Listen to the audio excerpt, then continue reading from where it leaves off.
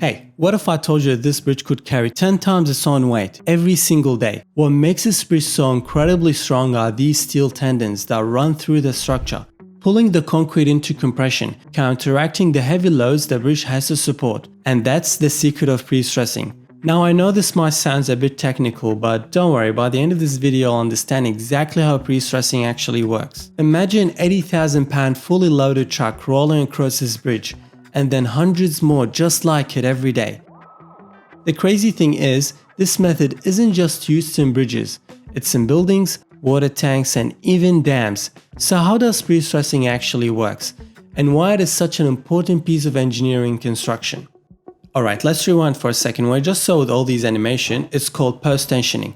Basically we're applying forces to the structure after the concrete is set, but before it's ready for traffic. But hold up, the title of the video is pre-stressing, and here I am talking about post-tensioning. Don't worry, I didn't mix up the terms. There are two main methods to apply pre-stressing: pre-tensioning and post-tensioning, which I will explain both. But how is pre-stressing making the structure even stronger? To explain this, I need to explain the simple relationship between concrete and steel. And if you've ever been around concrete, you'll know it starts as a soft, malleable mix of water, cement and aggregates. But once it hardens, it becomes incredibly strong. Concrete is tough, and watching it fail is pretty impressive. It can take a lot of load without showing much, until it hits a critical point, where you start seeing cracks quickly spreading and then a sudden failure. Concrete is kinda like that friend who's super chill until they hit their limit, and then they snap. And once cracks start forming inside, it's game over. Now if concrete is all about weightlifting, steel is a stretchy yoga master. Steel is very good in tension. In a tensile test, we pull the steel to see how much it can elongate before snapping. Unlike concrete, which is weak in tension, steel stretches, gradually elongating as the forces increase. Eventually at its ultimate tensile strength, which is the maximum stress the steel can take before failure, the steel starts to thin out in one spot, we call it necking. That area keeps getting smaller until it finally fractures. Now when we combine both materials, we take advantage of their strengths. Concrete handles the compression and steel handles the tension. And when forces increase significantly, you'll notice cracks start forming at the bottom of the beam, because that's where the tension is, while the top side of the beam experiences compression.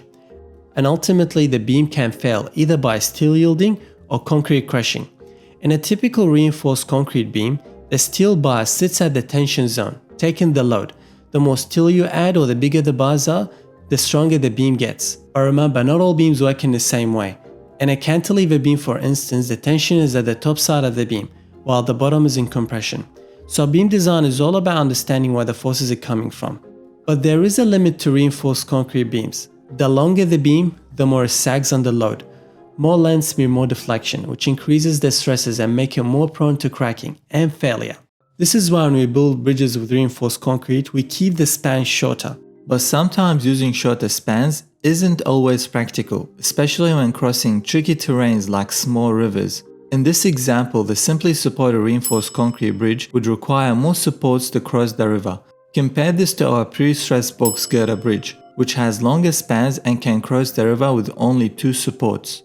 So we need to rely on something else, something that enables us to increase the length of the span without having to make the structure necessarily heavier, which obviously increases the cost. And that's where pre-stressing comes into play. So instead of the structure sagging, pre-stressing pulls the structure together, making it stronger. By taking advantage of the steel elastic properties, we can tension the steel, and when it tries to snap back into its original length, we'll lock it into place.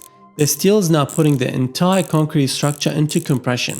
In this test, we can see that there are no cracks after we apply the same load. This means that the load capacity of the beam has increased after applying pre-stressing.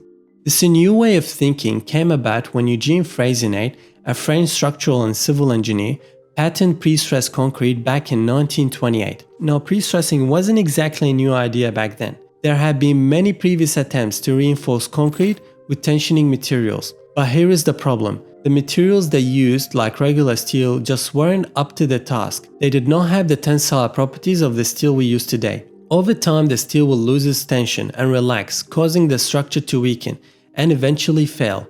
Freyssinet key insight was recognizing that the concept is solid, but the materials weren't.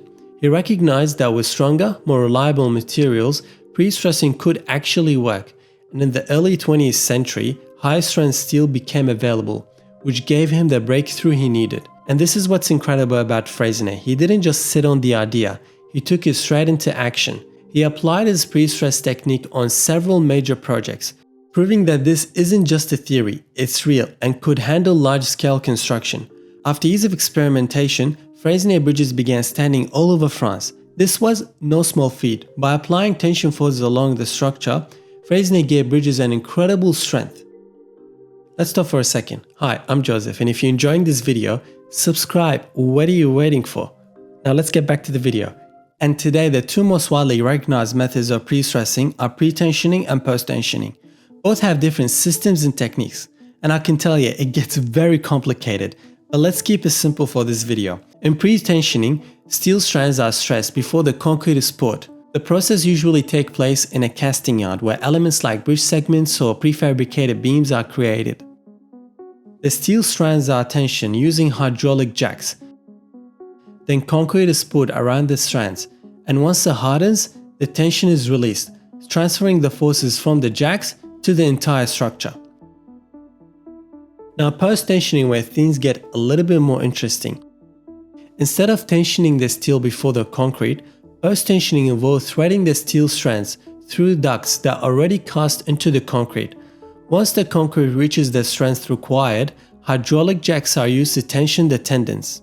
The jacks pull the steel strands, which are then anchored by tiny wedges, preventing them from returning to their original length, transferring the forces from the anchor to the structure. And just like that, we have post-tensioning structures. But tensioning the steel is only half the battle. Protecting it is just as important because, well, steel loves to corrode. Fortunately, concrete provides an excellent protection, which is why they go well together. It is no problem in pre-tensioning since steel is in direct contact with the concrete. For post-tensioning, however, we need additional measures to protect the tendons. There are two main methods to do it. Bonded post-tensioning, which uses a grad that is injected into the duct around the tendons, providing protection. And unbonded post-tensioning, which uses a greased or galvanized strands, or sometimes a combination of a few things to protect against corrosion. Now remember when we talked about tension and compression zones in a beam? Here is how post-tensioning gets even more interesting. We can optimize post-tensioning by shaping the tendons in a specific profile to counteract the forces acting on the beam. For example, in a simply supported beam, the low point of the tendon is in the middle of the beam, where the highest bending moments are. In a continuous beam, for example, the highest point of a tendon are near the support, where the highest negative moments are. By adjusting the tendon's profile and the shape and the depth of the girder, we can create girders that are not only incredibly strong, but also surprisingly light. This kind of optimization is what makes pre-stressing such a powerful technique. It allows us to build stronger, more efficient structures that pushes the limits of design while still being cost effective. Now that we've covered the basics, let me tell you where pre-stressing shows up in the real world. Spoiler, it's everywhere. First up, bridges, obviously, since we'll be talking about them this whole video. Pre-stressing is the go-to technique for both superstructures like beams and girders and substructures like bridge piers and crossheads. It's even a key component in my favorite type of bridge, cable stay bridges. But it doesn't stop there. Post-tension slabs are incredibly common in high-rise buildings. They allow for thinner and longer slabs, which means less material needed and more usable space inside the building. All of that without compromising on its durability. In fact, cracks in post-tension slabs are held together and doesn't spread as quickly as those in traditional slabs. And let's not forget about water tanks and silos. These use strands that wrap around the tank like a tight belt. This counteracts the outer pressure from the liquid inside, keeping the tank from cracking. It's like giving the structure a giant hug to hold everything together. These are just few examples, but pre-stressing has endless applications. But the core concept is the same, making structures stronger, longer lasting, and more efficient. And just like that, we've come to an end of this incredible journey into the world of pre-stressing. There are 2 more videos for you to watch here. Make sure you like, share, and subscribe, and I'll see you in the next one. Thanks for watching.